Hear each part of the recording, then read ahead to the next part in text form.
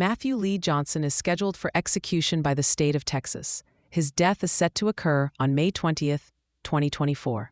This date marks a somber conclusion to a brutal crime committed 12 years prior. Johnson was condemned for the heinous murder of Nancy Harris. Harris was a beloved grandmother whose life was tragically cut short. The events of that day remain a stark reminder of violence and loss. Give a like and subscribe. Leave a comment. The crime took place on May 20th, 2012. The location was a Fina Whip-In convenience store. Nancy Harris was working her shift at the time. Johnson entered the store with the intent to rob it. He approached Harris, who was behind the counter. She was attempting to open the cash register as he demanded money. What followed was an act of extreme cruelty. Johnson did not simply take the money. He attacked Harris viciously. He produced a container of lighter fluid. He then proceeded to pour this flammable liquid directly onto Nancy Harris. She was trapped behind the counter. After dousing her, Johnson ignited the fluid. Nancy Harris was set on fire inside the store. The flames engulfed her. While Harris burned, Johnson completed the robbery. He stole money from the open cash register. He also took cigarettes from the store's stock. Adding to the depravity, Johnson stole a ring directly from Harris's finger. This occurred while she was suffering from the fire he had just set. His focus remained on theft, even as she was in agony. Engulfed in flames, Nancy Harris's instinct was survival. She managed to escape the immediate area of the counter. She ran outside the store. She was yelling desperately for help. Her cries alerted people nearby. First responders were quickly called to the scene. Police officers, firefighters, and paramedics arrived. They worked to extinguish the fire consuming Harris. Their swift action was critical in the immediate aftermath. Harris was then transported by ambulance to a hospital. Her injuries were catastrophic. She had sustained severe burns over a significant portion of her body. The burns were classified as 2nd to 4th degree. They covered approximately 40% of her body. The damage was extensive and life-threatening. Despite medical efforts, Nancy Harris succumbed to her injuries. She died 5 days after the attack. Her death occurred on May 25, 2012. Matthew Lee Johnson's actions after the attack were notably calm. He did not flee in a panic. He left the scene deliberately. Witness accounts and surveillance footage indicated his demeanor. As he exited the burning store, he paused. He stopped to grab candy before leaving. This detail underscores the chilling detachment of his actions. The brutality of the crime shocked the community. The deliberate act of setting a person on fire during a robbery highlighted a profound lack of humanity. The subsequent investigation led swiftly to Johnson's arrest. Evidence linking Johnson to the crime was compelling. Surveillance footage captured the events. Witness testimony corroborated the timeline. Physical evidence from the scene further implicated him. The legal process moved forward. Johnson was indicted and brought to trial. The prosecution presented the case, detailing the horrific events of May 20, 2012. The defense presented its case. However, the evidence of Johnson's actions was overwhelming. The jury heard testimony about Nancy Harris's suffering. They also heard about the calculated nature of the robbery and attack. The decision to use fire as a weapon was particularly impactful. It demonstrated a level of malice that went beyond simple theft. The jury found Matthew Lee Johnson guilty of capital murder. In Texas, capital murder is punishable by life imprisonment without parole or death. The sentencing phase of the trial then commenced. During the sentencing phase, the jury considered aggravating and mitigating factors. The prosecution emphasized the extreme violence and cruelty of the crime. They argued for the death penalty. The defense presented evidence about Johnson's background. They highlighted his history of drug addiction and troubled life. They argued for a sentence of life imprisonment. The jury deliberated on the sentence. They ultimately determined that the death penalty was the appropriate punishment. This decision reflected their finding that Johnson posed a future danger and that the mitigating circumstances were insufficient. The conviction and sentence were appealed. The appeals process in capital cases is lengthy and complex. Johnson's case proceeded through state and federal courts. Appellate courts reviewed the trial proceedings for errors. They examined legal arguments regarding evidence, jury instructions, and constitutional rights. Each appeal was denied. The conviction and death sentence were upheld. The legal challenges were exhausted over the subsequent years. This paved the way for an execution date to be set. The setting of the execution date signifies the end of the appeals process. It confirms that the state believes all legal avenues have been pursued and resolved. The focus then shifts to the finality of the sentence. The crime itself remains a focal point. The image of Nancy Harris, a grandmother, being set on fire in her workplace is indelible. It is a crime that transcends simple robbery. It is an act of torture leading to death. The details of her injuries underscore the severity of the attack. Burns covering 40% of the body, reaching 4th degree, indicate unimaginable pain and suffering. Her survival for 5 days was a testament to her strength, but ultimately futile against such damage. Johnson's actions immediately following the attack are particularly disturbing. His calm departure, his pause for candy, suggest a complete lack of empathy or remorse in the moment. This behavior was likely a significant factor in the jury's sentencing decision. The legal system's response reflects the gravity of the offense. Capital punishment is reserved for the most heinous crimes.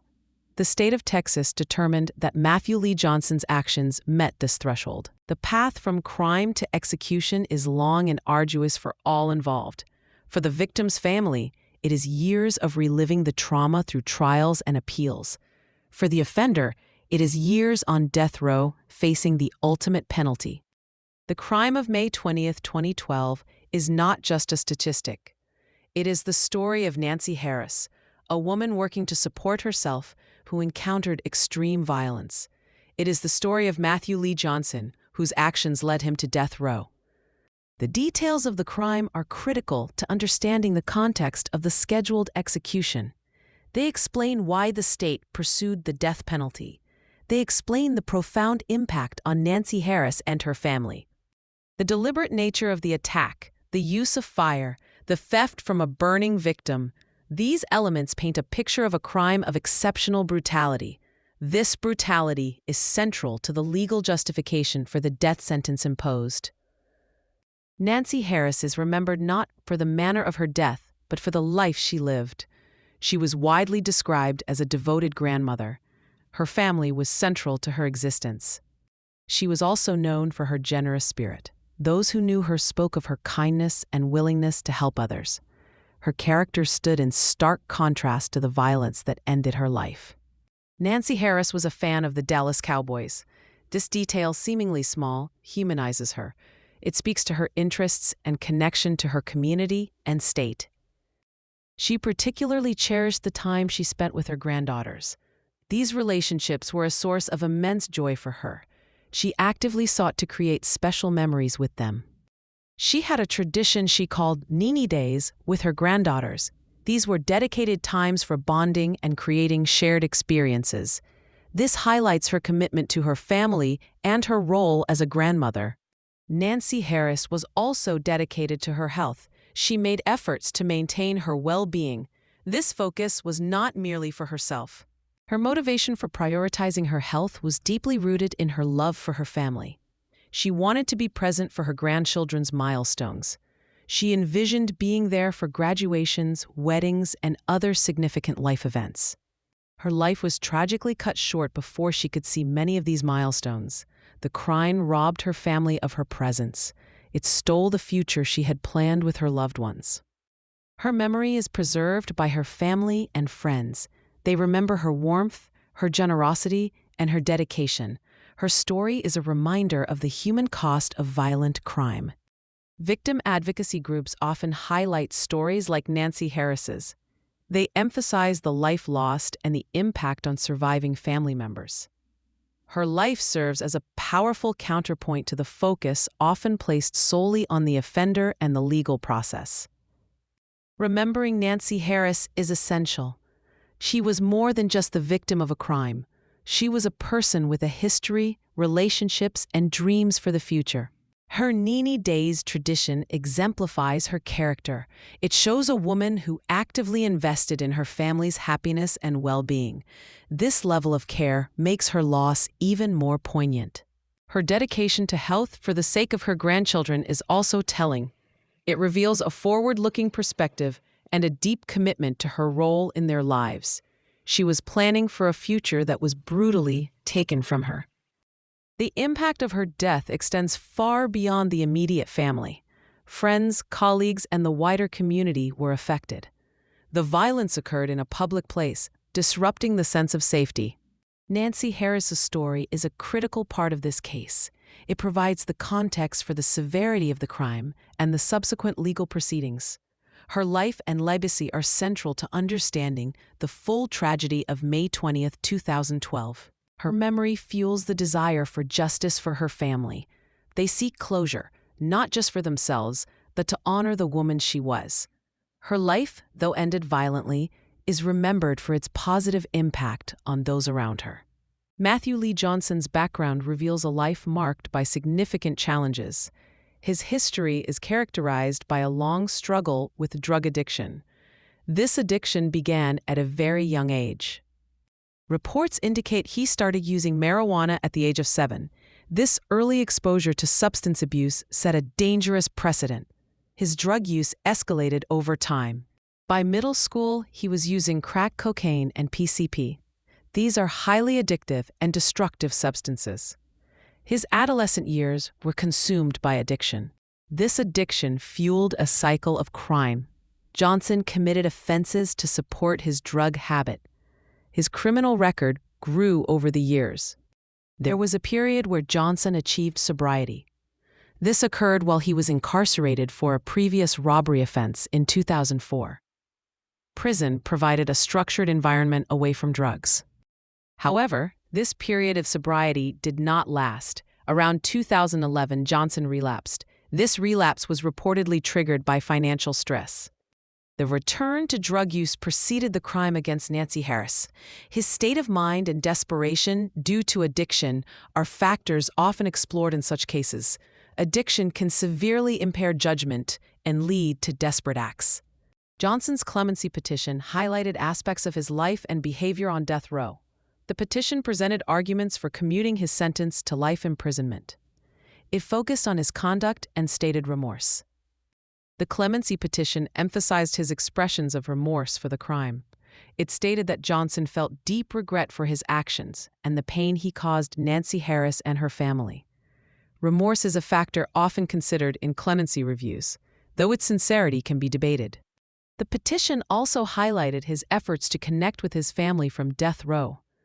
Maintaining family ties while incarcerated is often presented as evidence of an offender's humanity and potential for rehabilitation, even in the context of a death sentence. These efforts suggest a desire for connection despite his circumstances. Johnson's troubled background and addiction history do not excuse his crime. However, they are presented as context for understanding the path that led him to commit such a brutal act. Legal and social justice discussions often grapple with the role of addiction and trauma in criminal behavior. His history of substance abuse from childhood is particularly concerning. It points to systemic issues related to addiction and lack of intervention.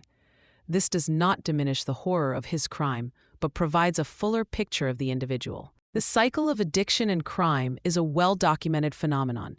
Individuals trapped in this cycle often commit offenses they might not otherwise. However, the nature of the crime against Nancy Harris was exceptionally violent.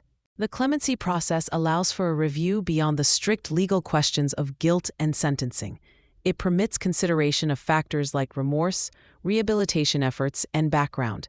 The Texas Board of Pardons and Paroles reviews these petitions and makes a recommendation to the governor.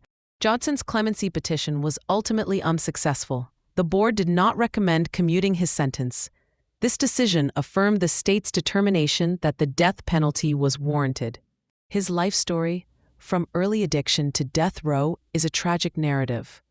It intersects with issues of substance abuse, poverty, and the criminal justice system. While it does not mitigate the suffering of his victim, It is part of the objective record of the case. Understanding the offender's background is part of a comprehensive analysis of the crime and punishment.